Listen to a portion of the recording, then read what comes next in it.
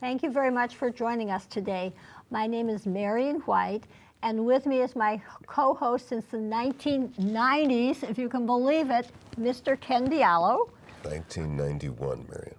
Well, it could have been 92. No, it was 91. It was during the campaign in March of Oh, 1991. okay. But that wasn't our own show. We sat there and we had scripts. You remember that? And we sat there, there was a little coffee table, and there was you and Tom and me, and who else? Jeff or Joe Good Clifford old days, or somebody. and I had big hair. Did you? I think so. Did you have a beehive? It was the good old days. Good old days. Anyway, I want to remind people that you were mayor in the village of Larchmont for, was it 4 or 6 years? I forget. It was 4 long, tortured years. Well, you certainly 4 put years. your heart and soul in the village.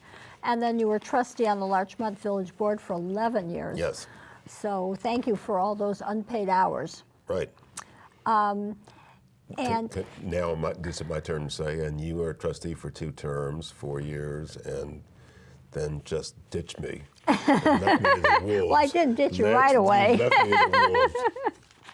I could still be found at your house at about midnight during the campaign season. So you know how I am pretty upbeat person, Yes. pretty happy. Yes. I like to see the glass half full. Yes. Well, I'm sort of reaching. What follows this introduction? I am reaching my limit. Everywhere I go, no matter if it's a side street or main street, I see potholes. And they aren't just little 1/4-inch drops. You know, they're like an inch. I mean, they're still too small that a tire will go over it, but they only get larger. Right? With the rain and all the weather, that's what happens. Yes. So trouble is coming. You're talking about potholes in the village of Larchmont on the roads? Yes, many roads. Yes. Some would call it Larchmontistan, with IEDs buried all Is along that the why there are roads. potholes? Yes. Because they blew up. Small IEDs. Well, you'd think that the local newspapers would have told us about that, There right? is no local newspaper. Oh, okay. So it's just being blown up, and Larchmont is just too small. I was cleaning out a box of stuff for my office today because we shifted offices in the last week. And I was cleaning out a box and came across a section of the Daily Times. Remember the Daily Times was the Marian newspaper, right? That was this thick that was called A Day in the Life of Larchmont. And the lead into the story said, we've done this all over the county. We had a day in the life of Irvington, a day in the life of Dobbs Ferry, a day in the life of Scarsdale. This one is a day. It was about 30 pages thick. Can you imagine these people who run the quote local newspaper now hiring enough staff, having enough staff to do a 30-page thick standalone section on a day in the life of any town or village in this county? Was it pretty boring? We're only 1 square mile. How can you make that 30 pages? It was boring, but I couldn't bring myself to throw it in the trash box because Well, bring it was, it. Let's show it too. It was from 2002. It was so unique. I mean, considering that now you get this flimsy 4-page thing, it has no sports, it has no nothing, right? And they certainly don't have any reporters. I mean, that's a joke, and they have no local news whatsoever, unless some terrible thing happens. There's a 5-car pileup or a And bank it's robbery. right in or something. Larchmont. Then we get in there. Oh yeah, bank robbery right there. So really, isn't that amazing? So there's nobody to report on your potholes. You should put this on one of those websites. Aren't there website thingies, neighbors and stuff? Next door neighbors. Something. Well, but that's what they're really good at is spotting coyotes. And not everyone is concerned about that. There's some people that are pretty breezy about it, but having a very small grandson who's about the size of a small dog, that's just the delectable size for a coyote, from what I understand. So Are there any in your neighborhood? I've not seen a coyote. We have a wild turkey. Actually, there used to be 2 wild turkeys, and now there's only 1. So I don't know what happened. Too wild. Just got too wild. Just passed out and never woke up. So I've never seen a wild turkey until I've been here 30 years. I mean, this is all very, and you know, the deer have been around for a long time. Yeah, but the wild turkey didn't bother your grandchildren. Well, he wanders wherever he wants to, but you have to be really careful. Some people want to go get closer, but they have these really sharp claws. So you do not want to get closer. Interesting bit of So information. I want to get a big squirt gun kind of thing to move it along. But anyway, I'll try to get a picture and bring it here for the show, okay? A turkey? Yes. A wild turkey? A wild turkey. How about a rabbit? Can you get a picture of a rabbit? Oh, well, there We are have lots of rabbits all those. over. They multiply like Yes. you know what. We're certainly nature suddenly. So anyway, that's Potholes. my gripe. Number one gripe. Yes. Where is the DPW? I bet they hired out, I bet they got some third-party contractor to do this instead of having DPW do it. In the old days, for potholes, DPW went out and just filled them up on a cold patch. Yeah, and it was done. Yeah, it was done. And it was done until the next time the road got done. And the roads, we had, I can't remember what we had, I think it was a $50,000 budget for streets and curbs. It was like every 28 years, I Yeah, think. well, they're supposed to last 20 Yeah. years. I mean, but if you allow the cracks to continue, Right. they will continue to grow because during the expansion and contraction, they Right. move the gravel underneath, and then what was a little crack becomes a bigger crack, and then over a period of time. So but we passed something, I think it happened before my term ended. I know Mike Weiner proposed that we require hot patches whenever somebody did some work in the street, require the seams to be coated with special okay. coating. You see it on some of the streets in the town in particular, where they cover up the cracks. And the idea is to keep the water from getting in there, because once the moisture gets in there, then the Right, road then starts to forget it. deteriorate. Yeah. So, but I don't think they do that in the village. And I thought we passed it, but maybe we didn't, or maybe they're ignoring it. I mean, who knows? People ignore a lot of laws lately, especially in New York Potholes. State. Potholes. Potholes. So actually, speaking of New York State, we have a governor, Governor Cuomo. Maybe Yes. you've heard of him. One of my favorite targets. What a jerk. Yes. So he proposed as part of the budget deal that his salary be raised to make him the nation's highest paid governor. And somebody, I don't even know where this came from. Today's weather, I think this looks like one of those online services. New Yorkers overwhelmingly oppose pay raise that will make Cuomo nation's highest paid governor. And there was attached to that was some sort of a, quote, survey, close quote. You know, survey really are for the birds. No idea what Yeah, it is. I mean, they ask questions. You have no idea. You don't have any idea what they actually asked or what it means or what people answered or anything. Right. Anyway, my recollection is the survey was about 75-25. 70-20, something, and 10 had no idea, right? Opposed to making our governor the highest paid governor in the state of New York, and I couldn't agree with that sentiment more. I don't think that guy earns 15 cents, much less whatever he's getting paid now is $250,000 or some insane number. Well, he's also, is he the one weighing in on plastic bags? Well, but he is a theological governor, meaning there's a certain ideology that he, or at least grandstanding ideology, that gets him newspaper headlines and all kind of good things. I'm sure if he's supporting Biden, it means that he thinks Biden's going to win so that he can then become Attorney General of the United States or maybe be appointed to the Supreme Court, something that his father wanted very much and never achieved. Well, You can never tell with this much guy. more prominent, You though. can never tell with this guy. Well, yeah, but you can never tell with this guy. I mean, they named the bridge after his father. I mean, that was the Tappan Zee Bridge. All of a sudden, it becomes the Mario M. Cuomo Bridge. Where did that come from? Tappan Zee to real people. It is the Tappan Zee to real people. Anyway, he's very theological. So when it came to things like fracking, which would have helped to develop and actually give some economy to the state of New York, upstate, right? Right. And this is now a paraphrase. It is not a direct quote because I can't remember, but I have the newspaper that was supposedly quoting him, in which he said, he had his health commissioner there, and the health commissioner said, I wouldn't let my kids play on a playground anywhere near a fracking site. And the governor's, my memory of what he said was, well, that's good enough for me. We're against fracking. And there will be no fracking in the state, and I'm not going to propose it as part of the budget. I'm not going to propose it as part of legislation.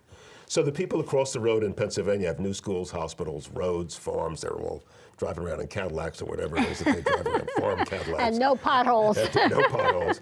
And on the northern side of the border, which is where the oil deposits run, on the northern side of the border, Oh, you mean so Pennsylvania is digging into the New York side? It's getting New York they stuff? don't have to do that. They just dig into the Pennsylvania side. The New York side, which is part of the Marcellus Shale, has plenty of area that could be developed. And the governor, because that was good enough for him, were there any survey? Even California allows fracking. Even California, the land of fruits and nuts and bananas. Right? Even they allow for it. Very highly regulated. I don't have any problem with regulation. I have a problem with depriving the people who are on the land there of actually making some money and having an employment base and having a vibrant economy in the southern tier of New York State. But the governor is elected by New York City, and he doesn't really give a damn about the rest of the state, and he proves that all the time. Anyway, this is like that. I'm against plastic bags. Why are you against plastic bags? Because they're no good for the environment. Okay, so we'll have paper bags. Is that good for the environment? Yes. No, it isn't. It's not good for the environment. You have to cut down trees to have paper bags. So this was a theological thing because people were shoving him, his supporters from Park Avenue, the billion-dollar donors, shoving him along, and the other loudmouth activists, shoving him along as a matter of theology. We don't want plastic bags. But it turns out they didn't want paper bags either. But the law, as just passed, only disallows plastic bags. I think you have to pay 5 cents or something for a paper bag. Well, they can impose a 5 cent. Right, they can impose a 5 cent. Right. So when you pay $35 for a bag of groceries, which is 2 cartons of milk and 12 eggs, right? Right. That 5 cent, you're not going to notice that 5 cents, and people will be doing that. And the consequence of that is you cut down more trees. So from a data point of view, hard data, do I make decisions based on data? Not certainly with fracking, just getting shoved over there. I can't be in favor of fracking. The same thing here. There's no data. Where's the data? I don't have any data. There's been no study. We have no studies. It's like the congestion tax that they're going to put in New York City. Well, we're not calling it a tax. We'll take a picture and it looks congested. Yes, but one of the reasons it's congested is, you've got 60,000 Uber and Lyft drivers that have been added to the traffic mix. Now, not all of them are on the road at the same time, but even 10,000 is a lot. Is a lot, particularly in Manhattan and in New York, in the Westchester County environs, Westchester, Nassau, New York City, just huge. There's 60,000 Uber and Lyft drivers in the city. That's one problem. Another problem is you've narrowed all the streets and avenues because you got all these crazies running around saying, we need more bicycles. Right. So we have lots more bicycles, except that nobody rides them. The racks are full. Even if the racks are empty, that's 70 people. How many people does the subway system carry? 4 million. So you have 70 bikes on this block and 40 bikes on the next. Wow, you are really doing something. That's great. I mean, where does the congestion come from? You narrow the streets, you put more stuff on there, then they put the school buses on the highways, which is a really Looney Tunes thing. School buses now drive, I don't know when this started, maybe 10 years ago, I don't know. School buses are now on the FDR. Right.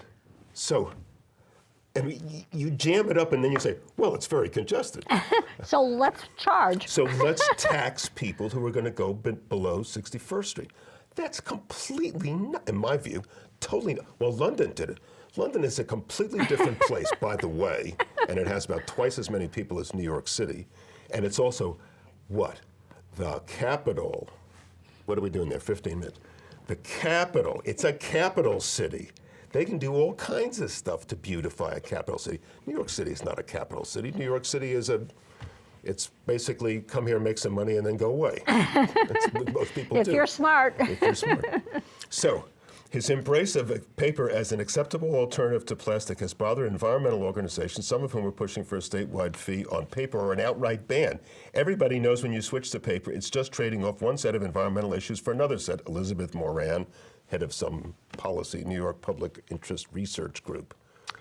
So, I mean, it's just dopey. It's dopey. Well, it's also the fact that, let's say now you need more paper, so you plant trees to do the timber, to produce the paper. You know, the supply can expand, and that gives jobs. I mean, but they're being there for the purpose of making paper bags. Yes. I mean, so what's wrong with that? Nothing, except that you're cutting down trees to do it. Well, but you planted trees in order to cut them down. Oh, would it be better if you just planted trees? Well, you can't plant trees everywhere. Well, you can, but that's not my point. Okay. My point is, Yes. there was no study, there's no data. What does plastic bags add? What is the New York State total consumption annually, daily, whatever you want, of plastic bags? How does that compare to what would happen with paper bags? How many trees is that? Where would the trees come from?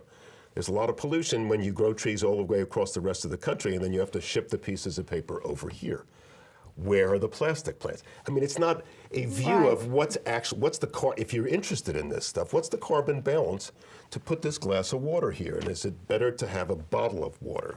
I don't know the answer to that, but I can tell you that if you don't study it, you don't know the answer, because there's all kinds of little surprises all over the place. Good point. In data gathering, and there's no data.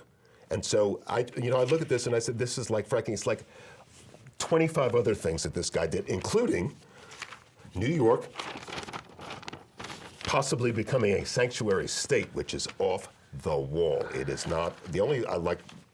As we were talking before the show began, this is a sanctuary state for crooked politicians. If you're a crooked politician, You're welcome. Come here, you can have a 20-year career, then by the time you get caught, you'll have millions of dollars, and then you can go and live at the taxpayer expense in some very nice farm facility that happens to have bars around it and guards and so on Right, and but so you on. get to go outside and walk around and all sorts of things. That's what this is a sanctuary for. We have state leader. I mean, just the list makes you barf, really. State senator, state assemblyman, the leader of the Senate, the leader of the assembly. Wasn't it Cuomo's brother, you said? No, Cuomo grew up with this guy, Joe Percoco, okay. His good who friend. had the office down the hall and was running these Buffalo Billions schemes and all kinds of other deals, for which he was convicted in federal court and is now serving a 7-year term in the federal penitentiary. And the governor's response was, I don't know anything about it. The guy's 2 doors down. He's your best friend. He's like my brother. Really? I mean, so this is a sanctuary. That's what this is a sanctuary for. Crooked politicians. Well I love it. put. Wow. Well, and then just that it has been shown that New York is losing population from 2017 to 2018. The city. State. No, this Yeah, one's, yeah. well, the New state York, has too. But, the okay, you have the it. city lost population, the state lost population. Cuomo said, I don't know why, it's the cold. First he said it was the cold weather. That didn't fly. Said there are other cold weather states that are gaining population. Oh, okay, so it can't be the cold weather. That was his first comment, seriously. Then he fell back on, it must be Trump's fault. Because Because everything else is. Well, exactly. Well, that's, here's my whipping board. And so, yes, but it's the limitation on deductibility of state and local taxes. You did have thought for 1 second that somebody in New York State, somewhere in New York State, would have said, perhaps we should examine how much we're spending. Perhaps we shouldn't have programs that provide people with eyeglasses, in state employees' insurance coverage of Right. eyeglasses when no other state does. Perhaps we are spending too much money. Perhaps our government's too big. Perhaps it's too nosy. It's too intrusive. It's too busybody. It's too nanny. Perhaps. So if we cut that back, then we'd spend less. You could And get rid of all those departments. Yes, and if we spent less, what would happen then? There would be less tax to pay. So that the takeaway of the deductibility of state and local taxes over $10,000 would be less meaningful if you could shrink your operating mammoth self, right? So it didn't say that. It's the president's fault because the new tax law doesn't allow for full deductibility. Well, that's just a tax law. It's not part of the Constitution. It's, things can change. Oh, for the better sometimes even, Governor. Holy smoke. But that's hard to believe. So property values are going down. People are leaving the state. Ergo, there's more supply than demand. Ergo, property values are going down. And there's still increasing state and local taxes. Right. That's the key, is the response to the non-deductibility over $10,000 of state and local taxes has not been to reduce the amount of spending. The response has been to spend more and complain more. How does that make any sense? If the pigs are hungry, you feed them. That's what you do. And if you have fewer pigs, then you spend less money on feed. You would think so. Holy smoke! I mean, it really is. What an astounding response. Well, we're right in the center of it. We are in the center of high tech. A couple of minutes, like 6 or something, I think. I would like to hear the latest about Flint Park. Okay, so I'm going to do this in 2 minutes, and then you're going to do Larchmont Centro, or whatever that is, Centro. I'm sure you'll have a few comments. I have no comments on that. You better. There's a group that wants to put the Marian School District athletic fields, running track and field facility in Flint Park. The deed says, for use as a village park. Putting a high school track and field system in there is not use as a public park. It is use as a school district facility. That's the nub of the whole thing. Now, there's supposedly 200 kids that would practice every day. How are they going to get there? Where's the parking going to be? There's no parking. How are you going to have access to the facilities? Remember, the access to Flint is through back roads. It's it's a designated. Phyllis and I did this at Phyllis's instance. East Creek is a designated critical environmental area. How are you going to do this? Where are the little kids going to play? They play on Flint, on the outside, on Flint A and B. That's where my kids practiced Little League, when they were first learning how to run the bases. The little kids, you set up down there, you don't need a baseball field for little kids. It's 40-foot bases, and you say, that's first. What do you do then? Go to second. Oh, that's second.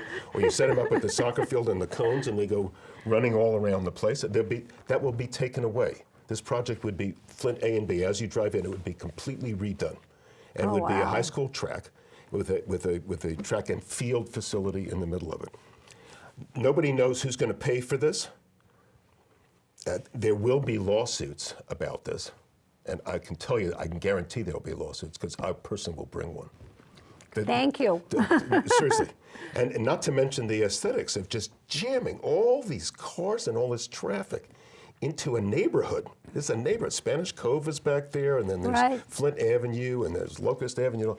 It's like IKEA. Lots of little kids. Lots of little kids. It's like IKEA. It's like they wanted to put that 85 billion square foot facility in a small space, and then they wrote in their traffic study there were going to be 2 million cars and trucks a year going in and out of this facility. That was the point they wanted for us. Oh yeah.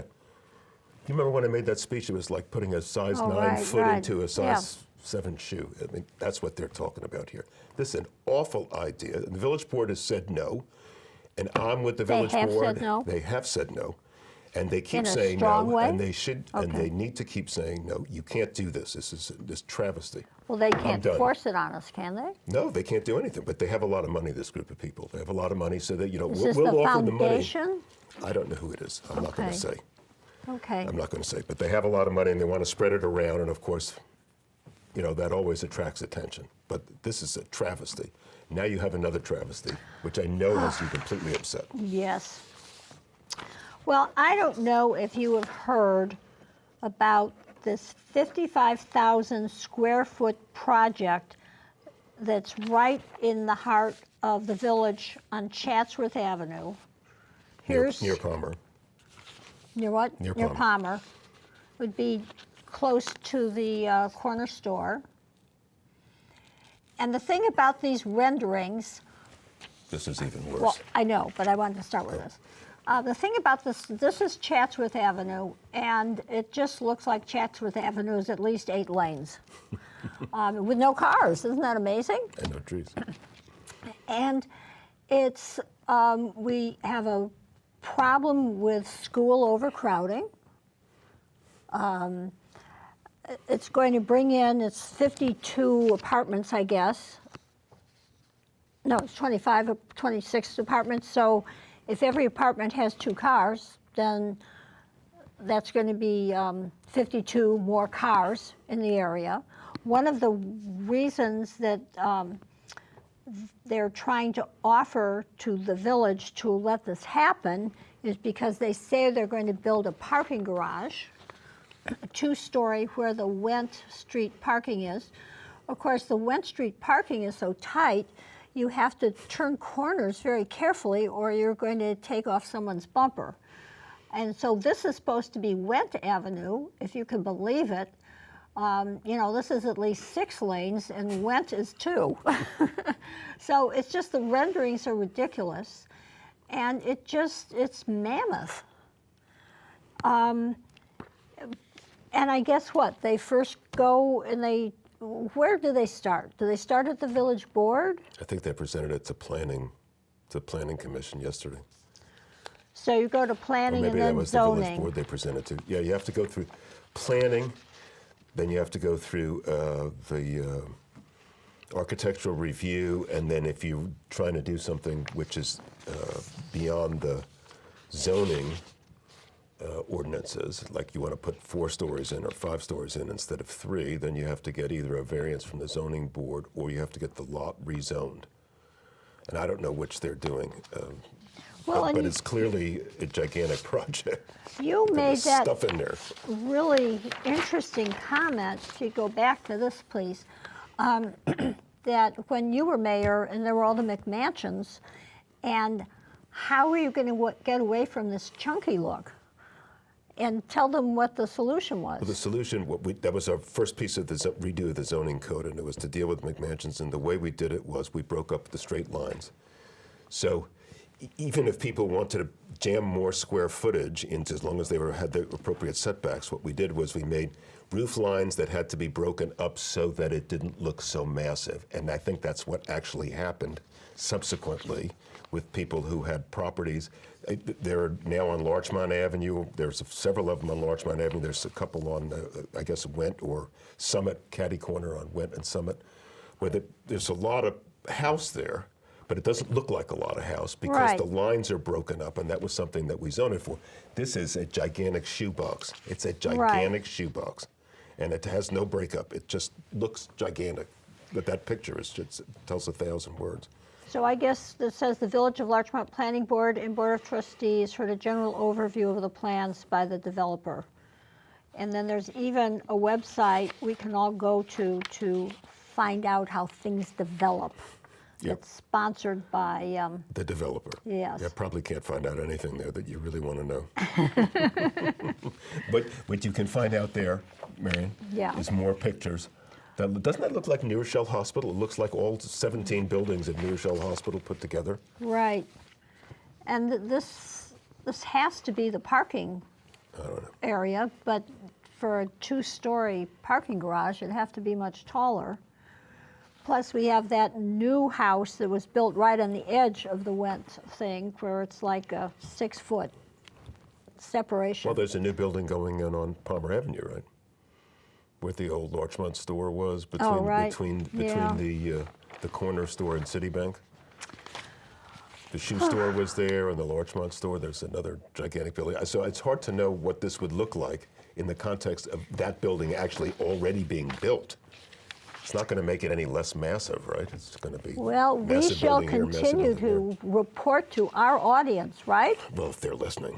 Well, of course they're listening. Don't be pessimistic. I'm not pessimistic. What's it up? Thanks to all the talent that's on the other side of the cameras. And See you next I month. guess have a good spring.